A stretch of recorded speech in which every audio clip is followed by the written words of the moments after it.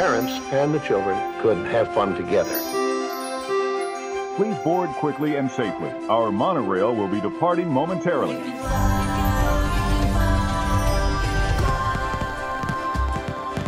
Welcome to the My DVC Points podcast. Join the conversation as DVC members share their stories, personal preferences, and magical memories. Your reservation is confirmed, your fast passes are booked. Pull up on the yellow strap because our journey into the magic of membership is about to begin. To infinity and beyond. Now, here's your host and curator of magical stories, Chad Pennycuff. Welcome home, neighbors. Today's show is a live show, so thank you for tuning in to either YouTube or possibly one of the Facebook streams if we could get that reworking again. We lost a big chunk of our audience from Facebook cutting down streaming straight to the groups. So if you could, be sure to go to youtube.com/mydvcpoints, hit that subscribe and notification, because we're still doing our live shows and we still love interacting with our crowd and our listeners and our followers. We're just limited to YouTube now. But before we jump into today's show, I want to do a huge shout out of thanks to our sponsors over at DVC Rental Store. They are the biggest rental company here in the United States. They have plenty of inventory. They've got some discounted deals over there at dvcrentalstore.com. If you're itching to pull off a last minute trip, maybe you've got the annual passes and they're just burning a hole in your pocket and you need to sneak in another trip. Good news is if you're a DVC member, you already know how everything works. They've got guaranteed reservations there. You can just come back in and snag one. The closer we get to check in, the more they get discounted. So if you're really pulling off a last minute trip, you could look there and see if you could find some exceptionally smoking good deals. I've seen things there for as low as $8 and $10 a point. When we say that, that's like the cost of our dues. If you're just listening and you're not a DVC member, that's the opportunity to try DVC and just pay the dues on this and not have to pay for the points or the financing or have your cash tied up at all. Matter of fact, this week on the monorail, I talked to a family that they consistently rent through DVC Rental Store. And for that exact reason, they didn't want their cash tied up in DVC, but they still get to enjoy the DVC lifestyle by constantly renting points. As a member who supplies them their points, I am very appreciative of people like that as well. So dvcrentalstore.com, let them know you heard about them here on the My DVC Points podcast. Today's show, we are talking about trip reports, and we're talking about Vero Beach. A bunch of our audience kind of crashed the DCL Duo's inaugural podcast cruise over to Lighthouse Point. They had the first public sailing there, so it was a 3-day cruise. Great time for me to get my toes in the water and jump back in on that. I was able to bring my son with me, as you'll see in some of the photos there from our photo ops. But we've also had Gina, Frederica, Caleb, bunch of different people from our community. So let me welcome back to the show our normal producer for our live shows, Miss Gina Grotsky. Hey, Gina, how are you? Great. I'm so excited to talk about this trip. It's been a year in the making, so very fun. Yeah, it was. It was like, DCL Duo announced this kind of like the day the schedules came out. They kind of claimed it as this is ours, and our community kind of went, yeah, we're on it. I'm up for it. Exactly. And then as well, from our community, Caleb saw this cruise and a great deal on it and decided he would jump in for his family. So welcome to the show, Caleb. You're one of our Facebook moderators. We appreciate you over there. And you guys have a phenomenal reputation on Facebook for keeping one of the best moderated groups in all of DVC. Good job, Caleb. Yeah. Thanks to you, Marianne, and the rest of the crew over there. I'm in there, but I just say, sure, delete. Sure. Sing does a great job too. Sing really does a great job too. Yeah, and Sing, and let's see. Seems like I'm missing some people as well. From Sandy's on there. Yeah, Sandy's in there as well. Yeah. So let's talk Vero Beach here. When this cruise came in, the first thing we said was, hey, we're Orlando Walt Disney World people, and this is way down there. This cruise is out of Port Everglades in Fort Lauderdale. So was it Gina or Caleb or one of you guys? Yeah, got the idea of we should pop over to Vero and kind of check that out, scratch that off your list for your families. So once I saw you guys were there, I was like, well, okay, I guess I'm in. And so I booked a studio there for Lincoln and I. I had been there once before with my entire family in a 2-bedroom, but this was my first time staying in the inn room. The inn. And I absolutely love the inn room. Like Sandy would just kept going on and on and on about how awesome the inn rooms are there because you're so close to the restaurants and everything else. Come to find She out, was she ain't right. wrong. She was right. Now, Gina, this was your first time. This was my Yes, this was my first time. I had no idea what to expect. I've been to Hilton Head and I've been to Aulani. So I was kind of in my head, I was like, okay, I wonder if this is going to be like Hilton Head with the room design. No, not at all. And then I thought, oh, maybe it's going to be like Aulani with the beach design. No, not at all. So it was a great surprise because it was not like anything I had expected. So that was really great. This was also my first time, and all of us were able to get in rooms. So I was kind of surprised about that, you know, there was quite a bit of availability, that all of our party that was staying there was able to get in rooms. I kind of, in my brain, I didn't look at any kind of inventory chart, but in my brain, I was thinking like Aulani, like the hotel ones there, that there's just so hard. They're gone. So, I mean, I was just trying to save a little bit of points, but still have an ocean view. So I booked that ocean view in. Same. And I loved it. And we could have the window open during the day and hear the waves crash. It was awesome. It was great. I really enjoyed the studio. Yeah. I'll say that something that was surprising to me is that when I first walked in, I really was expecting more of that traditional hotel room, you know, 2 beds, no kitchenette. I did very little research. Like, I kind of was just like, hey, I'm going there for 2 days. I'm just going to experience it as it comes to me. So I didn't look up any videos, look at any pictures. I just saw in. I said, okay, and ocean. And you're in. And boom, let's go. And when I walked in, I was just like surprised. 1, I had a kitchenette, and 2, it had the table, it had the couch with had a Murphy bed.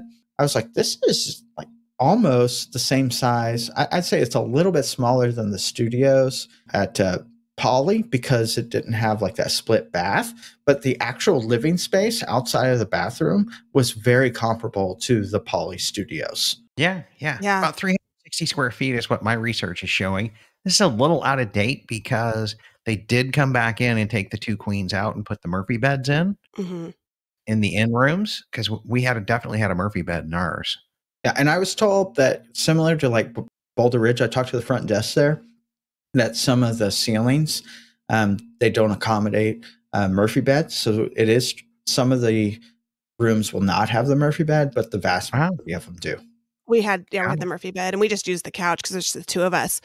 I really enjoyed this room. I enjoyed the view. I enjoyed the turtles. The turtles were there. And I thought for sure that we'd be sold out because of the turtles, but we got to do the turtle talk. It was great. Yeah, look at that. Yeah. That's a great visual of the layout.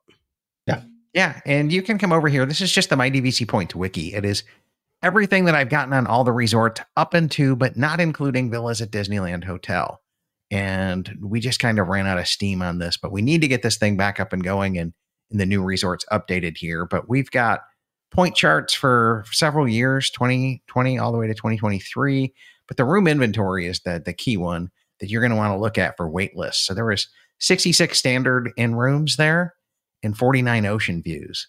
So there's a lot of rooms in that inn compared to, it looks like 36 lock-off units and then 18 dedicated 2 bedrooms.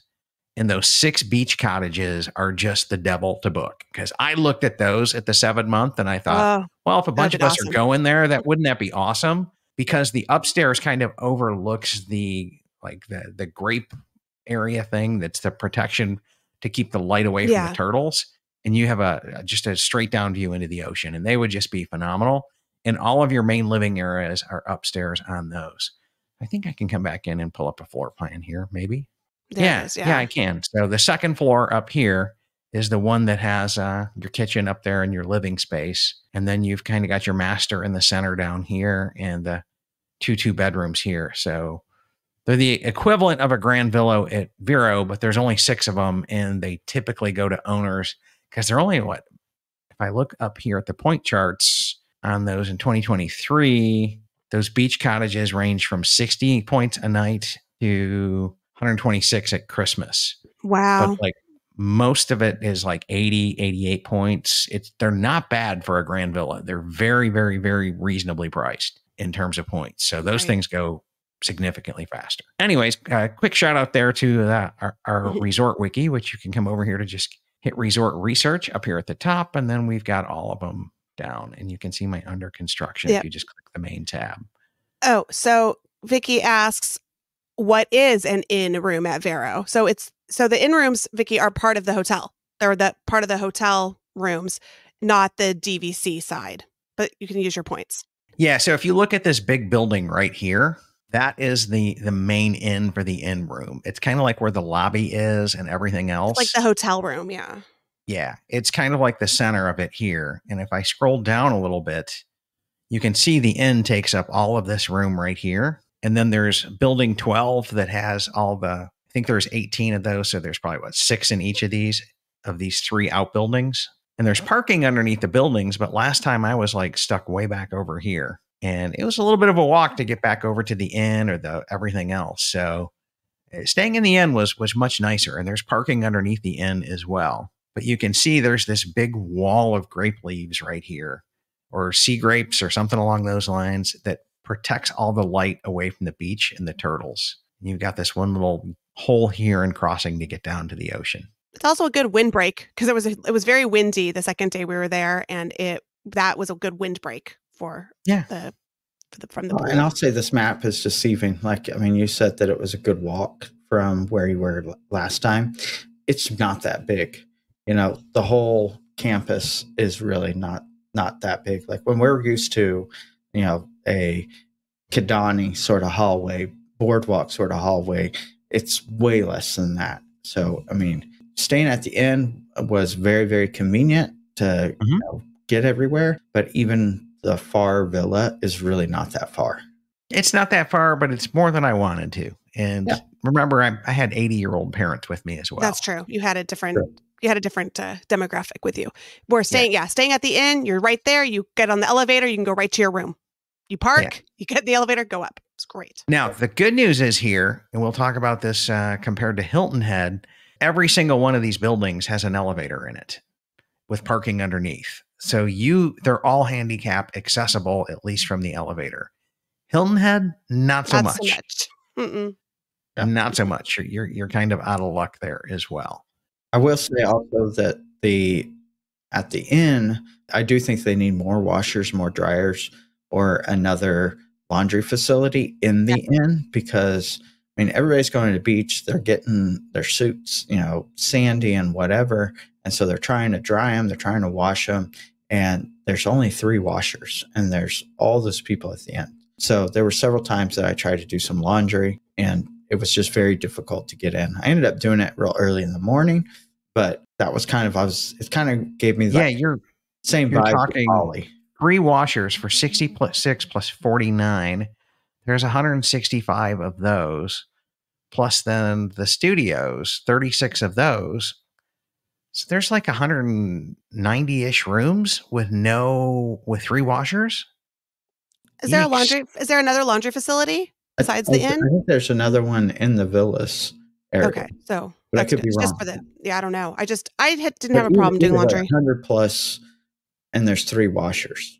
I didn't have an issue. I just did my laundry. It was no problem. I did it midday. Yeah, I just packed enough clothes because I was coming from home, and so I packed 5 or 6 days worth of clothes for Lincoln and I. And the other thing I want to say about Vero, the people that work there are top notch, the best, nicest, kindest people. So I wanted to rent a cabana, and with this, red hair and this skin, I was trying to rent the cabana. They said it's too windy. I said, I can't be in the sun without a cabana. And they said, you know what? We're just going to write your name on the list. When you want to come, you could just go sit in a cabana for free. So that was so kind of them, because I said, I can't be out in the sun for more than 20 minutes without shade. So they were very kind about that. And I ended up not using it. And they refunded my money. I think it's some of the best cast in all of DVC. Yeah. I will put the cast at Vero at the top of the list. And part of that's because they don't have a theme park to create magic. They've got themselves. And yes, they can do a few character meets and things along those lines. The characters do pop over there to Vero and do meets from time to time. But by and large, all of the magic is up to the cast to create. So, and they do a phenomenal job over there at that. And let's talk about the food for a second as well, because the other part that I think it's probably the best food at DVC.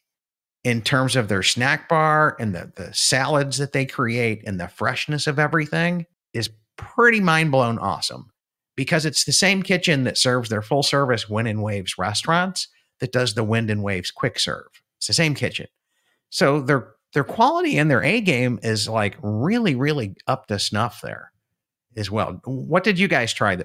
Okay, so I'm trying to think of all the things we had. We did on our first night, we did go to Wind and Waves.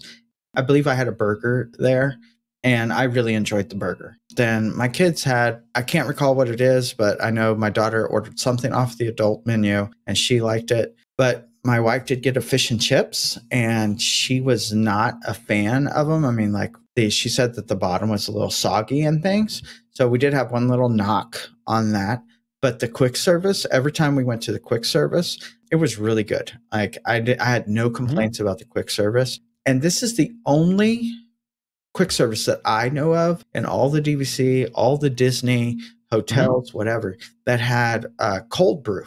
They had a cold brew on tap. That was awesome. So, you know, you have a resort mug to go and get coffee, and you go get your pop. But if you want a cold brew, usually you have to go to the cafe, pay $6, $7 for it, whatever. But they had it right there. And so in the morning, like I'm already beach ready. And so I'm like, well, I don't want to be out there drinking a hot coffee, but boom, right there's the cold brew. Filled up my mug several times with that cold brew. That was phenomenal. And I think more DVC, more hotels in general should do that. I mean, it wasn't mud. I mean, was it really cold brew? I'm not sure. Was it just iced coffee? I'm not sure, but it was good. It was good. Yeah, it was good. Did you guys try the key lime Dole Whip? Yes.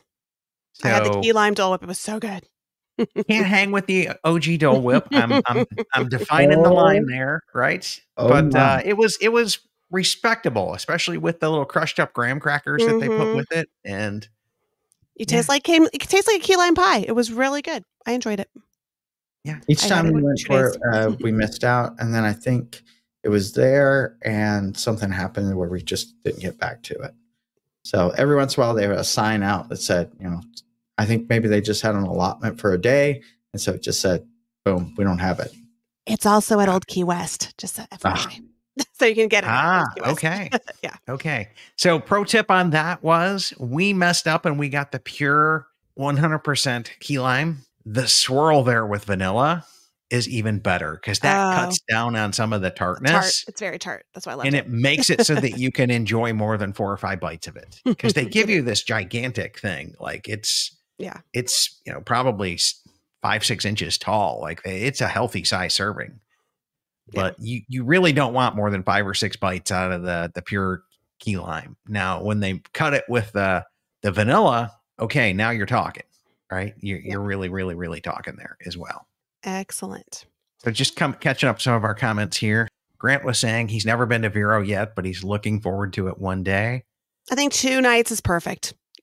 You don't need more than 2, maybe 3. Yeah. So, and I'll say it's a different kind of vacation. You know, you are definitely relaxing. Yes. It is. And I think if you could get into exploring the area some, 3 nights would be good. But if you're just chilling out at the resort for 2 days, 2 days is kind of it. Yeah. And Jake says we've done Vero the opposite way as a halfway mark to Port Canaveral. Oh, nice. And he says his Aunt Gladys just did 2 nights after a Wish sailing in April before coming back home as well. Special shout out to Gladys. She saved my son. We love Glad. Off of the balcony at the DVC lounge 2 years ago. So she has. We love Glad. Place in my heart. Yeah, we love Glad. 2 thumbs up. Yeah, we love Gladys. So we're adopting her as our aunt too, Jake. So you know, she's kind of just I guess ex facto, like de facto member of our community. She's definitely. We're all just adopting her as our aunt too, because we love Aunt you can't have her all to yourself. We love her. And Jake is saying that the inns at Vero Room are the best, and I think they're better than the studios. Matt's asking, is there a video I can recommend to teach how to walk a reservation? Not yet, but it's on my list. Yeah, it's on my list to create, and probably one of the first ones I'm going to end up doing when I just sit down and buckle down and say, I'm going to create a legitimate made for YouTube video and not just rely on streaming. Because we've 1,700 subscribers, and we haven't created a single video for YouTube yet. It's kind of crazy. We've got a successful podcast and community that supports us. So Grant's saying he's never been to Vero, but it looks fun, and I can't wait to go sometime soon. And Grant, if you can see those cabins when you can snag one, that's the way to go. But those cottages, those cottages, the beach those cottages, that's the way to go. Let me know. I'll drive over. So, or I will drive you over. I'll put it to you that way. I'll make a special trip to go hang out at those cabins because they look just amazing as well. All right. So we'll move on. So after our Vero trip, we decided to go 3 nights on the Magic with the DCL duo. Well, I decided to go on the Magic with the DCL duo. Y'all just crashed, but that's okay. Yeah, I think you were part of their official group. So. I was part of the official group, and I had a different experience on the Magic because of it, and it was fabulous. And I had a different experience because I was adults only, so it was really great. Yeah, I was going to try to be able to go to Lookout. And, I looked at the preview cruise and, the price started skyrocketing. I'm just a silver member. And so I was like, oh, well, we'll do this inaugural cruise because it goes twice and a Castaway. And by the time it came from my booking window, the price had nearly doubled. And that's when I came to this one and I just booked on it. And then, lo and behold, Gina's like, hey, we're going on that one. And I was like, perfect. It was meant to be. Yes. Yeah, it definitely was. It definitely was. Because this would not be the first vacation of yours that I've crashed, Caleb. So Walt Disney World, Walt Disneyland, it all works out. Yeah. So, we all kind of crash each other's vacation because it's part of the community and we love hanging out as a group and a family. And we encourage everybody else to come back in. That's why we do the countdowns as well. If you're here and you want to hang out, there's a good chance one of us is around. And if you're here in California, let me know. I'm always willing, especially in summer, to come for a day. So, okay. Yeah, Gina's our official welcome crew over there. So 3 nights on the Magic, right? Yes. So I want to start off by saying this was fabulous because they had a whole itinerary for us. So DCL Duo said, oh, we're going to do a little cocktail hour, bring the kids, bring the family. We'll meet everybody. That was great. So that was the first thing we get on there. First thing is, you get to your room. Don't go to the Sail Away party. Come to us. So we did that. That was great. That was my first day. And I got to hang out with some other listeners. Cindy and her husband, Mike, were there. I got to hang with them. And then I told Frederica and Shannon, just come, don't eat or drink anything. Yeah. So I showed up and Karen, their travel agent, and both Brian and Sam were like, hey, eat, drink, whatever. And so I stayed as, much as I could. So now for this trip, my family was conflicted. They couldn't come on the trip because my middle daughter has a dance competition in Savannah that she was in heavy practices for. It was like a nationals competition. She's like, Dad, I can't go. Laura's like, well, I can't leave her.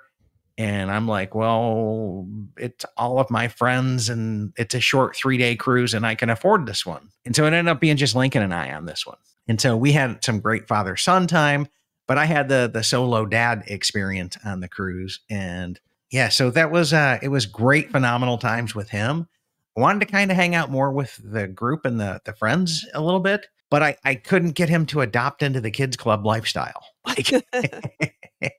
It took till day 3 before he made a friend and decided to go spend some time there. And then Hope had the best idea. She said, what we should have done, if we would have planned better, is we should have all had dinner together. So you do your own thing during the day, and then you come together at night and you go over what y'all did throughout the day. See, I told you, Hope should be a travel planner. Yeah. What she's talking about. Yeah, we're gonna follow Hope's advice next time as well, and coordinate this a little bit better as well. Yeah. Because I missed out. Yeah, so that part of it was, and I kept running past people. So it was Lincoln's first cruise, my second one, my first time on this ship, and I'm DCL hooked. You know what I'm saying? Had such a great time. It was phenomenal. The first time was like right when they opened up from COVID, and Samantha couldn't go, and Brian's like, dude, I got to get on this cruise. I'm chomping at the bits, and I have to pay for 2 people. Why don't you come? And I was like, okay, well, pay for some of it or help offset some of it. And so, but it was right when they opened up. So it was masks and protocols and blah, blah, blah. And maybe 25% of the capacity. So this one was probably closer to a normal cruise ship. This was full. This cruise was full. It was Okay. full. I've been on, like, Alaska's not that bad. Alaska's not this crowded. So I'm very Alaska spoiled, and that's the best cruise. It's not as full. This was very full. I knew the ship because it's the Wonder, but all the things were named wrong. So that was great for me because I know the Wonder really well because of Alaska. And so it was funny. I was like, where do we go? We go to Fathoms. What is Fathoms? Oh, that's Azure. Got it. So all the names were wrong, but I did know the layout of the ship, and I do like the smaller ships. So, okay. And and I just was going to ask about your servers. Did you have good service at your meals? Did everyone have good service? We had phenomenal service. So did we. Like, we had some really great servers. They connected with my kids. They would ask about them. There was one time where Hope wanted to go do something else instead of, like, she wanted to go watch Inside Out 2 because it was playing on the ship. And just the time frame, she ended up doing it while we were eating dinner, and like they were concerned about her. So we had really great service. Yeah, I did also. Yeah, I think I had pretty decent service on there as well. Me being the like solo dad and son deal, we got placed at a table with 3 moms and daughters. And so it was, I talked with Brian extensively about this, and he's just like, Chad, it takes 3 days on the cruise ship to break down the dinner table and get past the awkwardness. Because I was like working it every night going, I'm being me. Like I'm like podcaster, just, friendly. How you doing? Asking questions. And yeah, but by day 3, I got to really know my table mates and got to really like them. And they're a wonderful group of people. But it did take a couple of days. So I think Hope's idea of booking dinner with the people, would have upped this a little bit as well. And I know that's how people make lifelong cruise friends and families, and from the dinner assignments and all of that as well. But it was, I think we're going to take Hope up on her plan. Yeah. And then we can discuss what we did. And that way we don't miss out on everything. Because I missed out on, I said, I never saw you. I saw her maybe 3 times the whole cruise. So, yeah. And we had early dinner. I think you had late dinner, and that didn't help. Yeah. As well. And I was with Brian and Sam because I wanted to be with them. So I got to be 2 tables away from them. And the people we were with were all part of the DCL duo. Yeah. My wife, Brie, actually, she said, is Shannon on this cruise? And I pulled up her Facebook and it's like, see, she's there. She's here. That's so funny. But, that just goes to show, like, it's a small ship, but there's still so much to do and around that you're not running into people everywhere. So, and I think that, I've cruised Royal and I've cruised Virgin, and I'm in about 10 days, I'm going to cruise on Carnival. So I'll have an opinion there. And one of the things that I've really seen about Disney is that they use all of their space, that instead of like just cramming more people into inside cabins, they have like the spaces where they do karaoke. They have the spaces where they're doing trivia. They have all these interior spaces that are small and intimate. And so, like, I really appreciate that. I really like that as well. Yeah. Yeah. And the trivia and everything. I'm in, man. I'm like, Trivia's fun. I'm in. And then Jake is commenting that he loves the OG ships. The Magic Wonder have the best charm to them. They do. I agree. And then he says, even on a few solo cruises, I've always requested a table alone, even for 7-night Alaska. Unless I'm with people I know, then dinner is 100% better with friends. I agree. Yeah. It's always just the 2 of us. Every time I travel, even Vicky and I, we had just the 2 of us. Brandon and I, just the 2 of us. It's been great. We had one time in Alaska, we had other people, but that's it. Yeah. Excellent. Well, I tried it. And, okay. I want to talk about this. Lookout key, first impressions. I have a totally different first impression because I got to stay at the cabana with the concierge, fancy people from the DCL Right, duo. you gotta put your pinky up really high. I got to be with fancy. Yeah. And so we got the same invite, but unfortunately it was the adult only one, and I couldn't get Lincoln to go to kids clubs or whatever. He did not want to. And he did say, Dad, go be with your friends. I'll be fine. And I was like, yeah, dude, I would be like loser dad of the year. Like if I were to ditch you on an island in the Bahamas and go hang with my friend. And not only that, if anything happened to you, your mother would kill me. So like, no, we're not leaving you. And a completely different country off on your own. Nope, nope, nope, nope, nope. So first impressions, if anybody's been looking at all, you see the ginormous pier, the ginormous bridge. And, the bridge is curving. So it looks like it's going with the curvature of the earth. It's so far out there. And, sorry, flat earthers, but it's going with the curvature of the earth. And I timed it, and I walk at a decent pace, but I wasn't like leaving my family in the dust or anything. And there was one time that I stopped and looked over. There was some kind of fish or ray that was down there that people were pointing at. And it took about 10 minutes. It took about 10 minutes to walk from the actual start, not getting off the ship. I waited until I was actually at where the bridge/pier started and walked without stopping. And it took 10 minutes. Now, we were very lucky that it wasn't that hot. So I didn't feel like it was an overwhelming distance. But, you're always going to kind of like compare this to Castaway. And so in comparison to Castaway, yes, it is very far. But just in general, I didn't think it was that far. I'm slower than you because it was 15 minutes for me from I step off the boat to I get onto regular land. It took me 12 minutes to get off, but I stopped and got the cooling towel. I refilled my water bottle at the water station. So it took me 12 minutes. Now, the way back was definitely longer. Yes. I won't lie about that. That is true. Coming back after the full day, it was longer. And so it was a little more irritating that there wasn't a large tram, because they were taking like some groups of people on golf carts afterwards. But in general, I didn't think it was too bad. I was okay. It was just longer, and I stopped again and refilled my water. And they didn't offer the cooling towel, which I think they should have done going and coming back. Yeah. Offer that cooling towel on your mission. So that's definitely the first impression, is just looking at that, especially when you're looking through your window or at cabanas. You're like, oh my goodness, that's so far away. Mm-hmm. It's not really that far. And I feel like sometimes, depending on what pier you're at, like at Nassau, that you might be walking just as far. Yeah. And I also enjoyed the coverings. They had way better coverings. So I enjoyed that. It was very shaded in every area I went in. So I did like that, except for the beach, obviously. But the shade was nice. That I will say. Mm-hmm. I will say the shade was very, very, very nice. Yeah. And let me come back in, and I've got a Google map here of Lookout Cay. And let's see if that's up in the screen. Yep, it is. So just looking at this, see, that's 1,000 feet. So what is this? 2,500 feet of dock here. And you're right, it does have a nice curve. Little arc curvature. Look at the curve. Yeah. But what shocked me was you get off the boat here on what's essentially the west side of this point, and you got to go through this tram ride that's like 15, 20 minutes to get over here where everything else is at. It was like, whoa. Now, I'm used to the tram at Castaway, but that's just to get up and down the one island, like the one long beach. Here, you're actually crossing the island to get over to the other side of it. I looked, though, a lot of it's underdeveloped. They're developing it because it looked like there's a hiking trail they're building. They're building other things. It was just, I think, because it's still not developed, they didn't want us on that portion. The north side of that pier.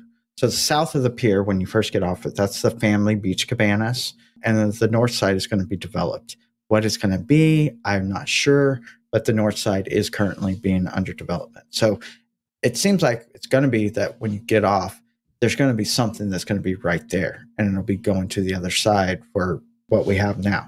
And I only assume that still the other side is going to be kind of the main area, just because of how developed it is. But it does appear that there's going to be more on that north side. Yeah. Did you watch the Junkaroo? Did you watch any of the entertainment? I didn't do any of that. I did. And yeah, we did. We did. I absolutely loved it. I didn't see it like actually at the pavilion, but I saw them marching in right there by the tram stop over on the other side of the island. It was actually whenever I was coming back from crashing your cabana, Gina. Yeah. Oh, yeah. You got to see it. I went in there and I said hello for a little bit. Mm-hmm. But when I was coming back, I was able to see the march in, and I absolutely love it. I got goosebumps. I mean, I'm a sucker for culture and seeing things that you normally don't see. I really enjoyed it. Oh, good. Yeah, I definitely wanted to do that because that was something, it was on the list, but then the cabana just sweeps you away and you're just in pure luxury. So no, I don't want to do anything. I just want to be in here. Yeah. A little Miss Cabana. So yeah. And so this was the best. I'm like, it was the best because I love the cabana so much. So and then Jake, go ahead. Just quickly about like some things that probably you guys, well, I know that you guys didn't experience. My son went to the kids club there. It is a 10 and under. He was a little bummed that his best friend / sister couldn't go with him. But as soon as he got in there, he had a blast. He was having such a great time. As the same cast members that are on the ship are also in that area, and he was chasing one of them around with a bucket and like splashing it on her, and she was coming after them. And so he had a great time. We were able to kind of drop him off and kind of have some of that, older time with my daughter. We went to the beach party. I can't remember what they call it, the beach bash. We went to that for a little bit, and so we got to see Chip and Dale and Goofy, and I believe Donald was there as well. And so that was really fun. We didn't stay for too long. She was kind of getting into that weird ennui where she was like, I'm a little too old for this. But I thought it was really fun. They had lots of games. It was shaded. Again, everything, I think what's really smart about this versus Castaway is that everything's elevated off the beach. Like all the real public places are elevated up. So you get that really nice breeze coming off the water, and it just makes everything cooler, especially with all the shading. So I think that was very smart of them to do that, to kind of elevate things. Yeah, I agree. Yeah, I think you pointed this out to us, Caleb, that the family cabanas are down here where my mouse is pointing, like right near the dock. Yes. But all of the family stuff and activities is across the island from us, which was a little bit odd. You know what I'm saying? Well, I guess if you're in a family cabana, they expect you to just kind of be there. And as being in the cabana, I can vouch for, I just wanted to stay in there. I didn't want to do anything else. I just wanted to enjoy the breeze and the shade and the Diet Coke and the water and whatever, the fruit. And then Jake asked this question: once you actually got the happening area of the island, did it feel smaller than Castaway? And he won't be at Lookout for a couple of months. Jake, this is my take on it. It's the difference between Disney World and Disneyland. Castaway would be Disneyland, where everything's all nice, tight, and compact. And here they've got the thousands of acres, so to speak. Everything is spread out. Now, I have heard of a rumor that's not been confirmed. They're planning on putting another dock in or building this for 2 ships to take care of the amenities here, which makes complete sense to me, given they're ramping up their fleet here of boats, and they're going to need more time at the islands and more boats there and double docking and things along those lines. So I think we're just getting like the initial theme park, so to speak, with no expansion areas. And this is the bare bones is what I think we're looking at. And I think Caleb mentioned it, that there was plenty of seating. So Caleb, I think when you came to the cabana, you said out there's plenty of chairs. There's plenty of umbrellas. Well, there's kind of, beach was abundant. Okay. Yeah. So I'll say that like a little bit, Jake, that once you're on the other side, it is pretty compact on everything that you need. And they have these docks that go down, and the docks, or when they get down there, you're on the beach. There's basically 2 rows of lounger chairs, and then boom, there's the water. So versus Castaway, you get off of the walkway, and it's still a good ways. It's probably, 6 to 8 loungers deep before you're actually past those and near the water. So it is very nice that you're able to just kind of get all the way to the water and not be trudging through the sand. And as far as the seating goes, like Gina was alluding to, that yes, there's lots and lots of seating. But I will say, when there becomes more people there, if they do start having 2 ships there, I mean, again, this is just rumors that we're talking about, that seating may not be nearly as nice, because while that dock does go down and there's like 2 rows of loungers, there's a berm that is kind of separating the rest of the seating. And so that seating that's kind of over the berm, you can't really see the beach very well. You can't see the actual ocean and the waves, but it does put you really, really close to bars and the food stations that they have. So it's kind of like you're just kind of choosing, like, are you wanting to actually play in the water, get in the water and whatnot? Or are you wanting to do more sunbathing and be close to be able to get your drinks refilled, etc.? Did you have experience with the food being with the flies and all of that? Yes. Yes. You did? They were Okay. all over. I will say bummer. that, like, that was one part that I did see.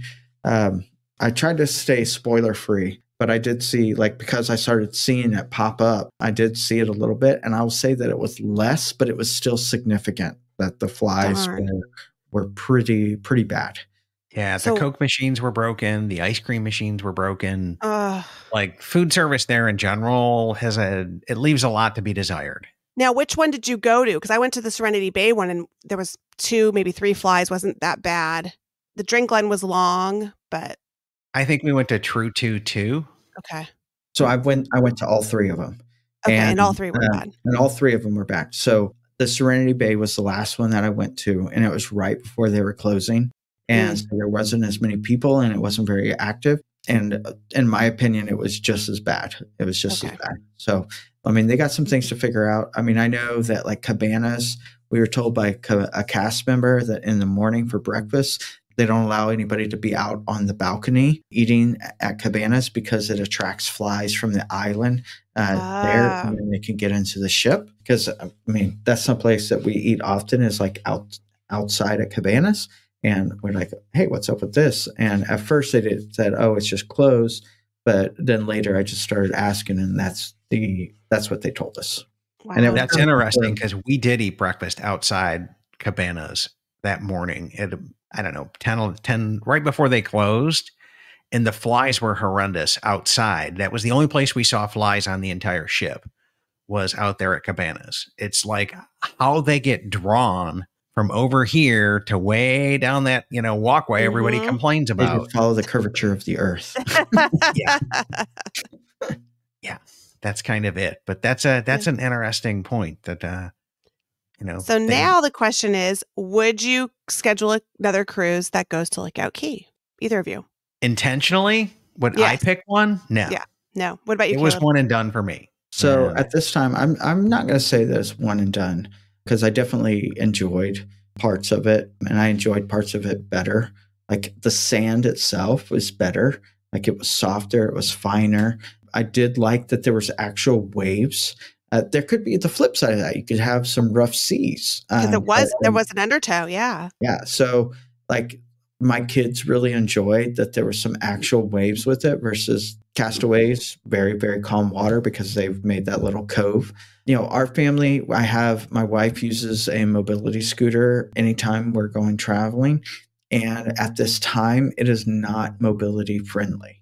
And so it was surprising to me because it's Disney. But I also know, just from talking to cast members and people, that, like, they were missing a lot of things there, that, like, they weren't able to get them, and they didn't have the supply.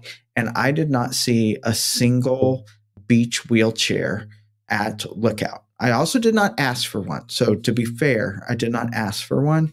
I didn't see one. I didn't see one at the rental store either, because we definitely went there. Lincoln asked to get a life vest. And whenever we go to Castaway, I mean, they're everywhere and readily available. So, and even there were some docks that went out to the berm, and they didn't have a ramp. It was just steps.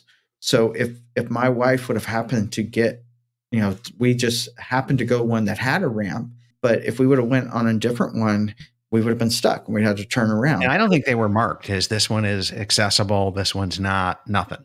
No, there was only a few signs that I saw that said, like, hey, mobility, accessibility that way.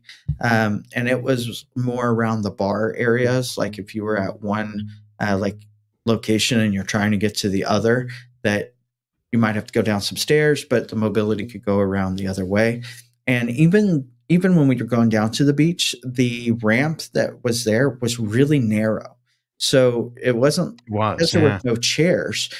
She had to, like, leave her scooter there and, like, kind of get off. And luckily we were there really, really early. And so we were able to get a lounger just boom right there. So she was able to take the steps to do it.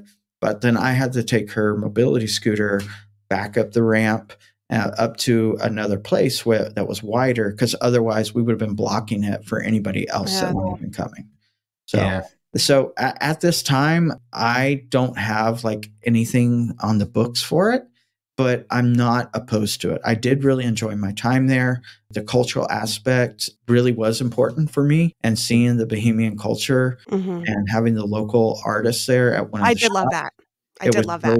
It was really neat. But our next cruise that is on the Florida side, it will be going to Lookout, or it will not be going to Lookout. It'll be going to Castaway.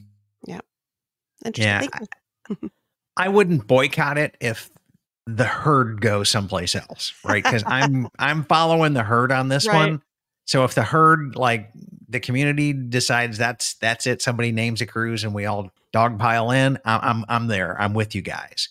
But you're not scheduling for your family to just experience it. I'm not. And the other part of it is we realized between Vero and Hilton Head, my family's not beach people. We don't like sand.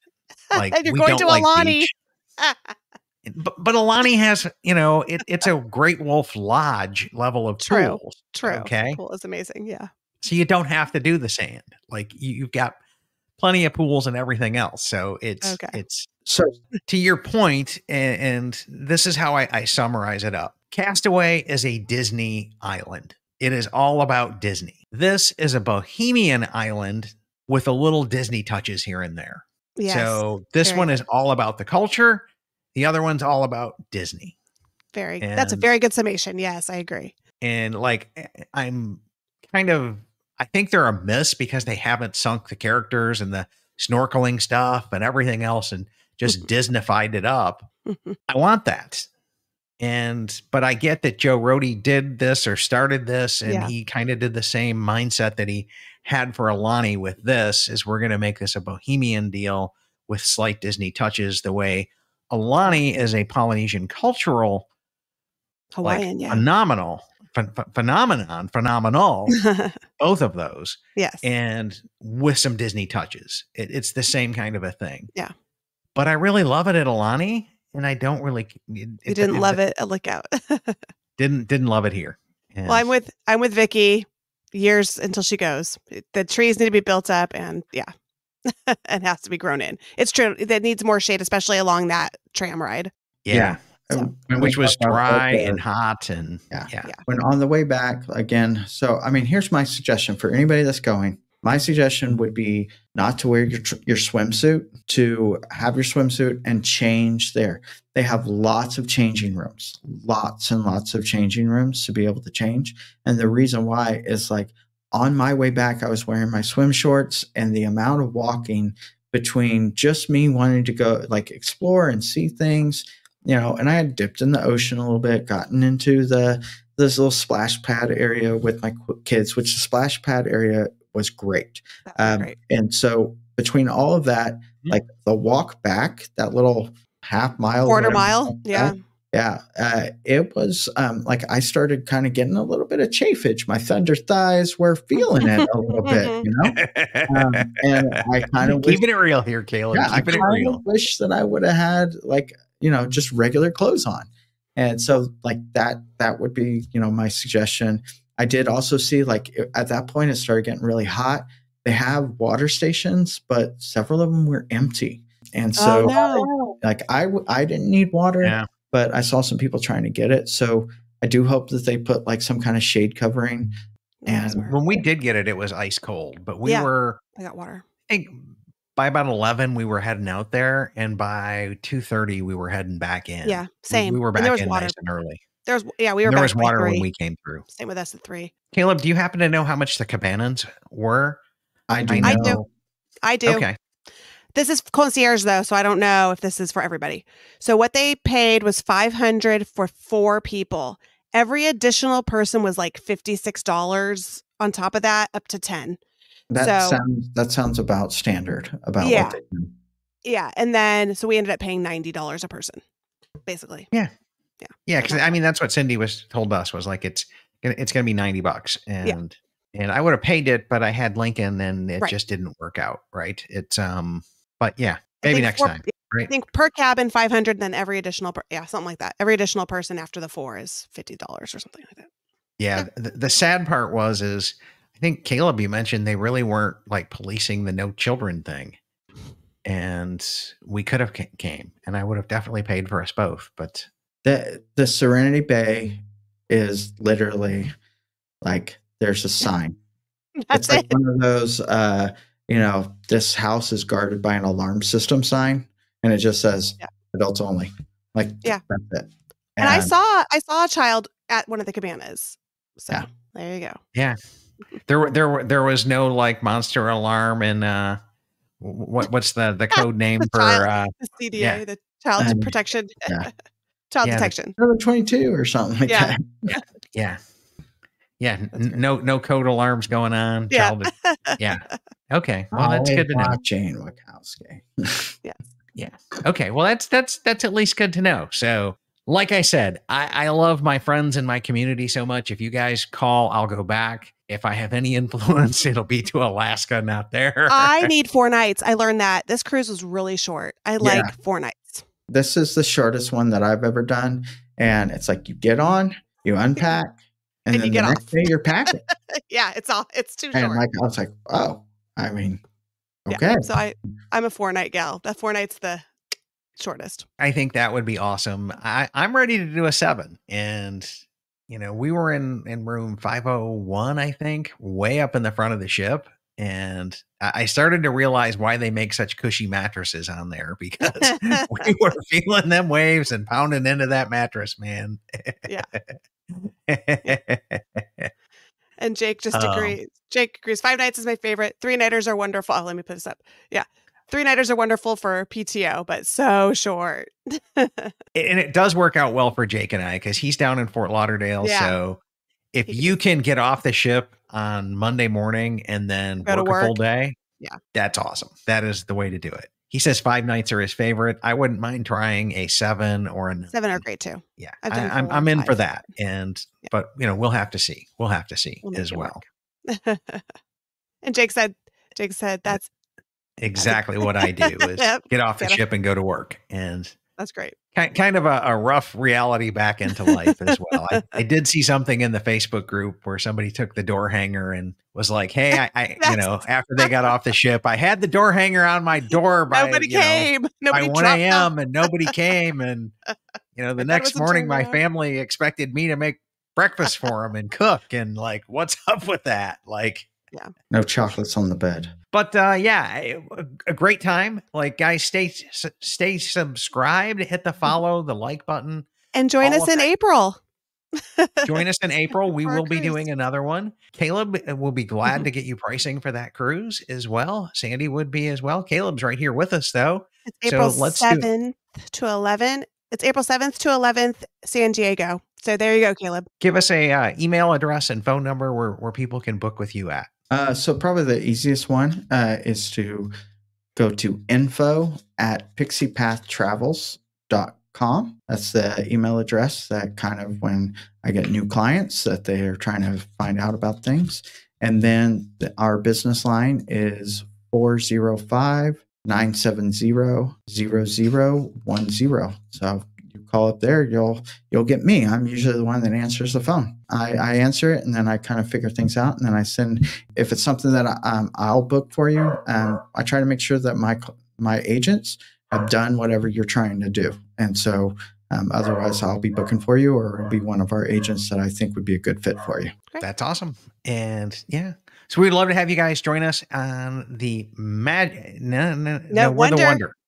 the Wonder, April 7th to 11th, 2025, out of San Diego. And I know we'll be doing SeaWorld beforehand, or at least Lincoln and I will be. I'll be there. And then afterwards, we're going to Disneyland as well for a night or two as well there. So would love to have you guys come back in and join us. These are our meetups. This is open to everybody and anybody. And y'all can use Caleb. You can use Sandy. If you're a travel agent, book through yourself. We're not about trying to sell group travel here. No. We're trying to build community. And we do like supporting the travel agents like Caleb that do a lot to help our show and serve our community with excellence as well. So that's kind of our take on that. And we just have a bunch of great people in our community and a bunch of great travel agents. And so we want everybody to be included. And because we're not trying to make money on this. We're just trying to build community and have fun. So that puts another episode in the books. Gina, any final thoughts on Vero or this cruise? For me, if I lived in Florida, I'd go to Vero. I can't see myself going to Vero any other time, except for if I lived there. And then for the Magic, I love that ship. I will do another cruise on the Magic any day. I love the smaller ships. So I'm a cruiseaholic. Yeah. Caleb, what do you got for us? I did actually enjoy Vero quite a bit. I'm not sure I would do it in the same style, like on the way to a cruise, but I think I would definitely do it just as like a in between or to start my trip at Walt Disney World. But I did enjoy the Magic. I actually think I like the larger ships just a little bit more, but we did enjoy the Magic quite a bit. Yeah, I enjoyed this ship. I think I liked the Fantasy a little bit better. And I don't know why, but it seemed like it was bigger, easier to get around, or bigger. I don't know. I just preferred it. And so that being said and done, my goal is to hit them all and develop an opinion on all of them. As a Floridian, I would honestly rather drive 5 hours to get to Hilton Head than to go an hour and a half to Vero. And I know I'm taking a half day off work either way, coming and going, but that's kind of my take. I like Hilton Head just a little bit better. I think the weather is nicer. I like Hilton Head a little bit better. There's just more food options. Yeah. I think you've got more community, more things around you in Hilton Head, and it's more of a traditional tourist trap area, right? Whereas this is just another resort along the endless Florida coast. And so I don't know that there's as much touristy stuff. It's probably there, but it seems like it's harder to find. It was hard to find. I don't know. So it's Baseball Beach, and I had to like look for the baseball stuff. So that was interesting. That wasn't in my face baseball-y. I was like, is this supposed to be Baseball Beach? What's going on? There's like one Brooklyn sign. That's it. Yeah. So that's kind of my take on this. And I love Castaway. I will gladly cheer to go back to Castaway, and I will go with my friends if you all pick this. So, and anyone who wants to book a cabin or a cabana, I am down for it. I will pay my $90. Yeah. And we could hopefully recruit some people to come in and join us that could have the status to be able to pull one of those off. Yes, because get the concierge for me. Thanks. My little silver status isn't cutting it for a cabana. Gold doesn't either. Gold doesn't either. So yeah, eventually we'll get there. We'll get there, and we will definitely be like joining the DCL duo again. If they call another cruise, we'll be promoting it and trying to hop onto that as well. Sure. I know Grant asked a question about do they plan these things often. This was their first one, so we'll let you know. And I would be very surprised if they don't do another one, because it was very well received and a great time by all, and highly, highly, highly successful and very well organized. I have to say, because they did an itinerary for us, and I did go to all of their little meets, and it was very well organized. Yeah. So that was definitely something for us to aspire to reach that level of organization and communication on that as well. So we'll definitely start that and work on that for our upcoming April trip as well. That pretty much wraps up this show. Thanks for tuning in, everybody. Huge shout out of thanks to our sponsors over at World of DVC, including DVC Resale Market, DVC Rental Store, which would be glad to take some of your points in on a swap and get you a pretty decent deal on a booking with a swap. And even if you've got resale points, they don't care. They will find a renter for those points and swap them out for you. And then our friends at Monera Financial as well. If you're looking to buy a contract, they specialize in DVC financing. Everybody at World of DVC will do a phenomenal job taking excellent care of you. That's it for us tonight. Hopefully you'll be back in for the next show, and we will catch you on the next one. Have a great night, everybody. Good night. Good night. Hi, everybody.